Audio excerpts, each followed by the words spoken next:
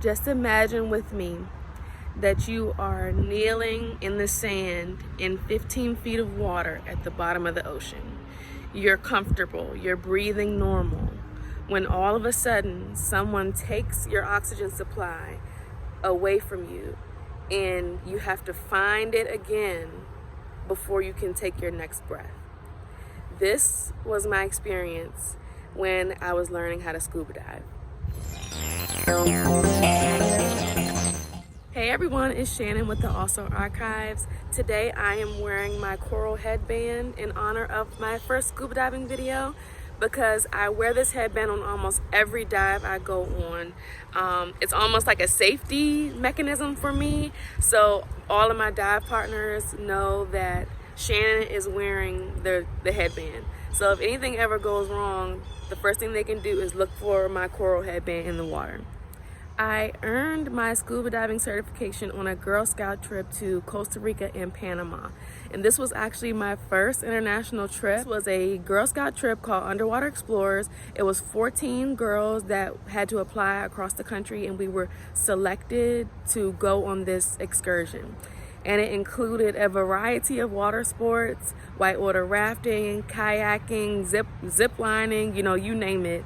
But the main aspect of the course was to earn our scuba diving certification. So we were literally diving off an island called Bocas del Toro, and I learned how to dive in Panama in open water.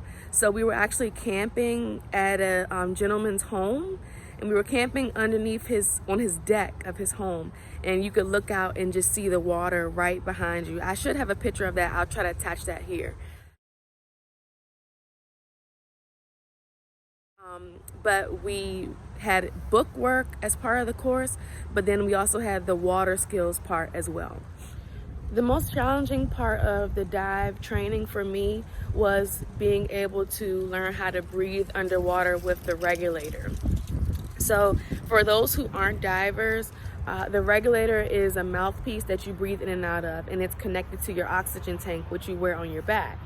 And so when you're inhaling and exhaling underwater, it kind of makes that it makes a sound like that, and your nose is blocked off because you have on the goggles that cover up your nose.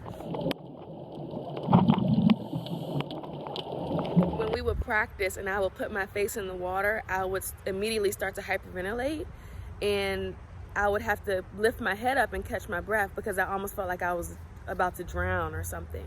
So it took me a long time to really feel confident enough and comfortable enough to keep my face in the water and continue to breathe in and out with the regulator in my mouth and realize that I was safe.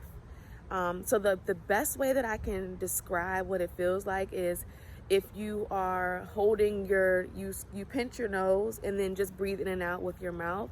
It's not a natural thing to do like that, but just imagine doing it like that and you're underwater. So that was a big learning curve for me. And once we got our skills down pat in the water, and then we did the book work, and then it was time for our underwater exam, the practical exam. And the test was really weird because, like I said, we were in open water in Panama, so it was 14 of us kneeling in the sand at the bottom of the ocean, maybe about 25 feet or so. And we were kneeling in the sand, and he would just go around the circle and just test all of us with those skills. So it was crazy. It was crazy to see. I wish I had a picture of that. But it was just a fun way to learn how to scuba dive. Example of the skills that we had to practice was the instructor would take our goggles off, and they would just put them in the sand. And then we would have to continue to breathe through our mouth, and our nose is just wide open in the water. So you have to go and grab your mask, stay calm, put your mask on your face, and then clear your mask and get all the water out. And then that was the end of that skill. Or another skill would be the instructor would take your regulator out of your mouth and put it behind your back. And so then you have to do a sweeping motion and feel for the regulator hose, get the regulator in your hand, put it in your mouth, and then clear it out and take your first breath. And that would be a successful a successful performance of those skills. After we all passed our practical, we started doing dives where we would go way out into open water. So those were a lot of fun because it's almost like we had more freedom to get out there and just have fun and explore as we were still practicing our skills. So we're still practicing the breathing, practicing our buoyancy with staying level in the water, practicing not kicking a lot, because when you kick, you can damage coral and other things that are down in the ocean floor, which you don't want to mess with. So just practicing those basic skills as a diver as we explored along. So I've been a diver for about 10 plus years now. I have acquired my own equipment as the years have gone by. So I do have my own regulator, I have my own BCD, I have a pair of fins, and I have 2 wetsuits, with one lighter one and one thicker one, as well as a couple face masks to wear.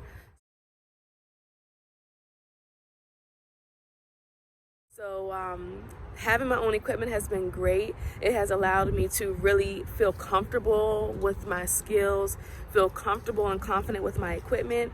I've set everything up, of course, myself, and then double check everything. So it makes you really feel a peace of mind when you're diving, to know that your equipment is reliable and safe for you to use. I absolutely love diving. To me, it's peaceful, it's quiet. It allows me a space to be adventurous and to see things that many people would only see, in videos or in books or in biology class, So for anybody out there who's interested in diving, I say absolutely go for it. A lot of people who are claustrophobic or, of course, afraid of sea creatures, it may not be the best option, but I say, give it a try once and see how you feel, see how you adjust to the water and the equipment, and I don't think you'll be disappointed if you give it a shot. So thank you all again for watching this video. I'll include some more clips of diving videos probably on my next post, which will be about the Red Sea. So please stay tuned and subscribe to the Also Archives. Thank you again.